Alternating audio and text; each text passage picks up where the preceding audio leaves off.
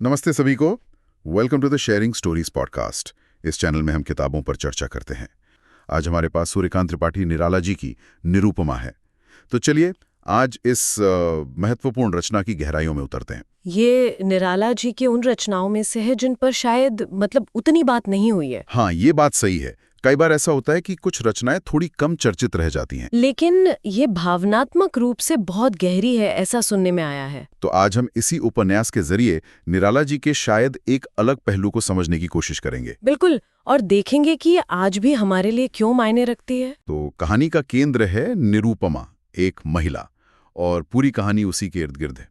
वो प्यार, कर्तव्य और समाज की जो उम्मीदें होती हैं, हाँ, उनके बीच कहीं फंसी हुई है। बिल्कुल। ये क्लासिक द्वंद्व है, लेकिन निराला जी इसे कैसे दिखाते हैं वो खास है। और यहीं पर निराला जी की जो साहित्यिक महारत है वो नजर आती है। Bring your book to life with AI. Plotsformovies.com helps you create movie-like trailers for your book, allowing filmmakers to visualize your story, just the way you imagined it while writing. Enhance the storytelling experience to a whole new level with realistic characters, immersive voiceovers, and cinematic sound effects. No more boring stock images or generic clips. Captivate your audience, spark curiosity, make readers and filmmakers eager to explore more. Plotsformovies.com, where your story becomes cinema. वो मनोवैज्ञानिक यथार्थवाद में कमाल थे। मनोवैज्ञानिक यथार्थवाद, आहा, इसे थोड़ा समझाएंगी? उपन्यास में ये कैसे दिखता है? हाँ, जरूर। देखिए, इसका मतलब है कि निराला जी सिर्फ ये नहीं बताते कि क्या हो रहा है, वो किरदार के अंदर जाते हैं।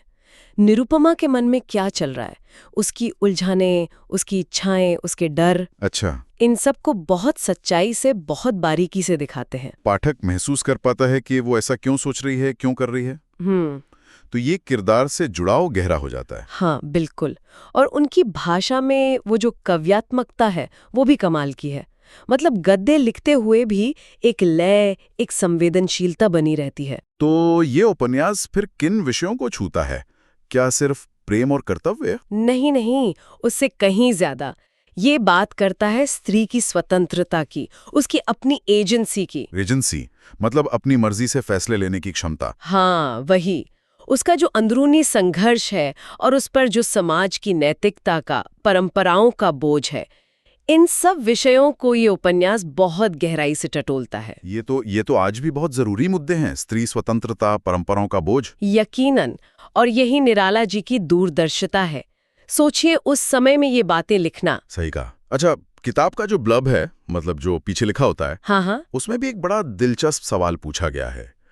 क्या प्रेम केवल भावनाओं का खेल है, या ये आत्मसम्मान और स्वतंत्रता की राह भी हो सकता है? अरे वाह, ये तो बहुत गहरा सवाल है। प्रेम को सिर्फ भावना नहीं, बल्कि आत्मसम्मान और आजादी से जोड़ना, है ना? ये सोचने पर मजबूर करता है। बिल्कुल।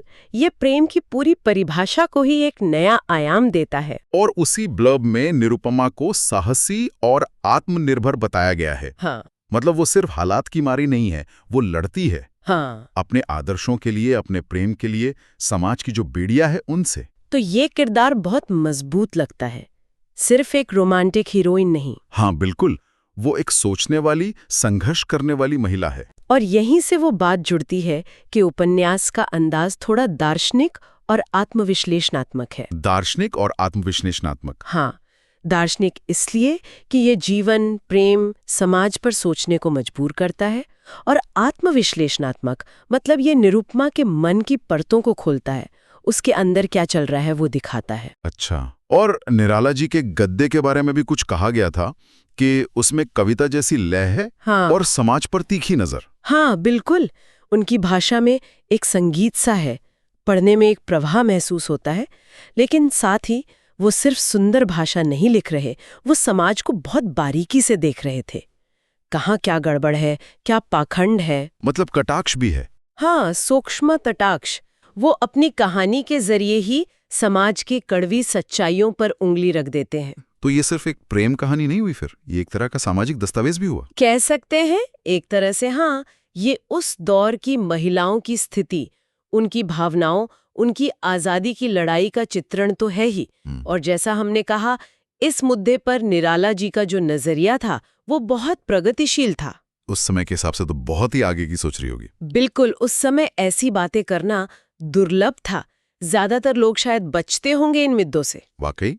अच्छा, अब जरा लेखक पर आते हैं, सूर्यकांत त्रिपाठी निराला। उनके व्यक्तित्व के बारे में बड़ी दिलचस्प बातें पता चली, जैसे उनमें कबीर जैसा फक्कड़पन था। फक्कड़पन, हाँ, मतलब दुनिया की परवाह किए बिना अपनी धुन में रहना, सच बोलना, कबीर की तरह। हाँ, और तुलसीदास जैसी सांस्कृतिक निष्ठा, मतलब अपनी जड़ों से जुड़ाव, अपनी संस्कृति के लिए सम्मान, पर शायद कट्टरता नहीं। और सूरदास जैसी मधुर श्रृंगारिकता, यानी भावनाओं की गहराई, प्रेम और सौंदर्य को महसूस करने और व्यक्त करने की क्षमता, कोमलता, माधुर्य। और आखिर में शंकर और विवेकानंद जैसा तत्वमंथन। ये उनके बौद्धिक पक्ष को दिखाता है। मतलब वो सिर्फ भावनाओं के कवि नहीं थे, वो जीवन के गहरे सवालों पर भी सोचते थे, चिंतन करते थे। इन सब का मेल तो बड़ा ही असाधारण व्यक्तित्व रहा होगा उनका। यकीनन। और ये भी पता चला कि जीवन में मुश्किलें बहुत थी उनके, बचपन से ही संघर्ष। शायद इसी ने उनके व्यक्तित्व को इतना मजबूत और कुछ विद्रोही बनाया। हाँ, और ये संघर्ष, ये विद्रोहीपन उनके लेखन में भी झलकता है। कहा गया है ना कि उनकी कविताएं मानवीय संवेदना से मुखर हुईं। मतलब उनका विद्रोह सिर्फ व्यवस्था के खिलाफ नहीं था, वो इंसान की तकलीफ, उसकी भावनाओं के साथ खड़े थे। तो अब अगर हम इसे निरुपमा से जोड़ें, हाँ, क्या ये कह सकते हैं कि निराला जी के अपने अनुभव, हाँ, उनका ये फक्कड़पन, ये विद्रोह, ये सब निरुपमा के किरदार में दिखता होगा? ये बहुत संभव है। देखिए, लेखक जो जीता है, जो महसूस करता है, वो कहीं ना कहीं उसकी रचना में आ ही जाता है। निराला जी ने जो खुद संघर्ष देखे होंगे, समाज की जो बातें उन्हें चुभी होंगी, वो सब निरुपमा की कहानी को, उसकी लड़ाई को और ज्यादा असली और असरदार बनाते होंगे। शायद निरुपमा का साहस भी उनके अपने स्वभाव से प्रेरित हो सकता है, बिल्कुल।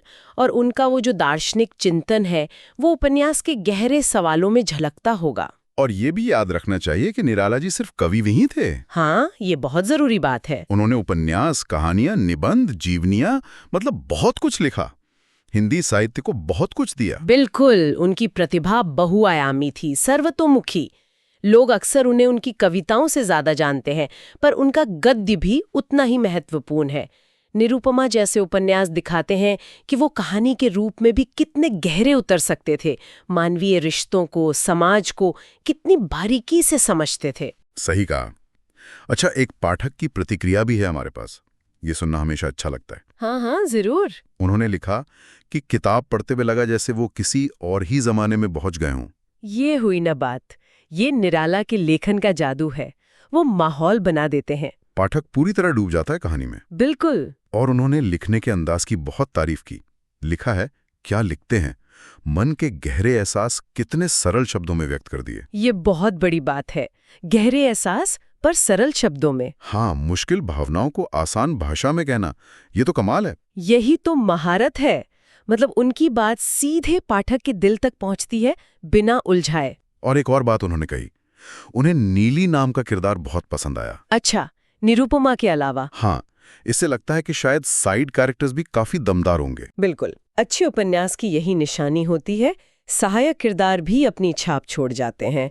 हो सकता है नीली का किरदार निरुपमा की कहानी में कुछ खास हो, या वो अपने आप में महत्वपूर्ण हो। हाँ, बिना पढ़े कहना मुश्किल है, पर यह जाहिर है कि कहानी में और भी दिलचस्प किरदार हैं। यकीनन। तो इन सब बातों को अगर हम समेटें तो निरुपमा का सार क्या निकलता है? देखिए, कुल मिलाकर ये उपन्यास एक ऐसी औरत की कहानी है जो एक ऐसे समाज में है जहां औरतों से उम्मीद की जाती है कि वो चुप रहें, ज्यादा सोचे नहीं, बस जो तय है वो करें।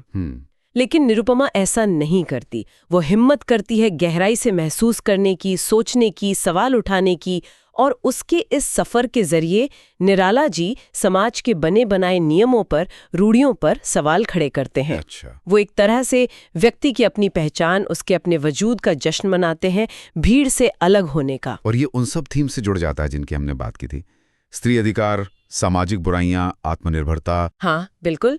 ये सब मिलकर उपन्यास को एक बहुत गहरा मतलब देते। तो इसका मतलब ये हुआ कि निरुपमा सिर्फ एक कहानी नहीं है, बल्कि हिंदी साहित्य में ये प्रेम, संघर्ष और महिला सशक्तिकरण की एक मजबूत और शायद प्रेरणा देने वाली कहानी है। हाँ बिल्कुल, प्रेरणादायक तो है ही। ये उस वक्त की औरत की हालत, उसकी चुनौतियों, उसकी उम्मीदों को बहुत गहराई से दिखाती है। सही कहा। ये एक ऐसा उपन्यास है जो हमें सोचने पे मजबूर करता है, प्रेम पर, आज़ादी पर और समाज की उम्मीदों के बीच अपनी राह बनाने पर। ये सिर्फ उस दौर की कहानी नहीं लगती, फिर इसमें कुछ ऐसा है जो शायद हमेशा के लिए है। बिल्कुल, और यहीं से वो एक आखिरी सवाल मन में आता है जिस पर हमें सोचना चाहिए। हाँ बताइए। वो सवाल ये है कि निरुपमा का किरदार, उसकी आज़ादी की लड़ाई, ये सब जो दशकों पहले लिखा गया, वो आज के समाज में कितना प्रासंगिक है। ये तो सोचने वाली बात है। क्या समाज की उम्मीदें आज बदल गई हैं, या आज भी शायद तरीके अलग हों, पर वो दबाव व्यक्ति की भावनाओं पर, उसकी सोच पर, उसकी आज़ादी पर हावी होने की कोशिश करता है। क्या आज भी निरुपमा जैसे संघर्ष लोगों को करने पड़ते हैं, भले ही उनका रूप बदल गया हो? हाँ, ये सवाल निराला की ये रचना हमारे सामने छोड़ जाती है, हमें अपने आसपास देखने और सोचने पर मजबूर करती है। बिल्कुल। निरुपमा की कहानी हमें अपने आज को भी एक नई नज़र से देखने का मौका देती है। अगर आपको ये चर्चा पसंद आई तो कृपया चैनल को सब्सक्राइब करने और समर्थन करने पर विचार करें। यह कंटेंट plotsformovies.com द्वारा समर्थित है, जो एक AI सक्षम बुक ट्रेलर प्लेटफॉर्म है, जहां आप किताब खरीदने से पहले उसे बेहतर ढंग से समझने के लिए उसका 1 मिनट का ट्रेलर देख सकते हैं। हम sharingstories.in पर #PushingIndianAuthors कैंपेन के जरिए भारतीय लेखकों की किताबों को प्रदर्शित कर रहे हैं। हम आपसे आग्रह करते हैं कि आप डिस्क्रिप्शन में दिए गए लिंक से इस किताब को खरीदें और पढ़ें। निराला जी की ये कृति यकीनन एक अनूठा अनुभव देगी। और हाँ, कमेंट्स में हमें भारतीय लेखकों द्वारा लिखी अपनी पसंदीदा किताब का नाम जरूर बताएं। हमें आपके सुझावों का इंतजार रहेगा। अगली बार फिर मिलेंगे एक और कहानी के साथ, उसकी गहराइयों को समझने की कोशिश करेंगे। धन्यवाद।